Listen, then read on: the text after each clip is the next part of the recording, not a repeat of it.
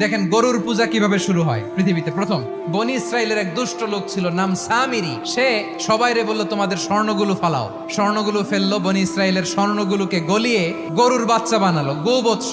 জিব্রাইল আলাইহিস সালাম যে জমিনে এসেছিলেন, ওই ফেরেশতার পায়ের নিচের একটু মাটি সে বুদ্ধি করে প্যাকেটে রেখে দিছিল। স্বর্ণ দিয়ে বানানো গোবৎস গরুর বাচ্চার গায়ে যখন সেই মাটি ছুঁড়ে দেয়া হলো, এখন বাছুরের ভেতর থেকে ভ্যাঁ ভ্যাঁ আওয়াজ আসতেছে। কি আসতেছে? সবাই তো অবাক।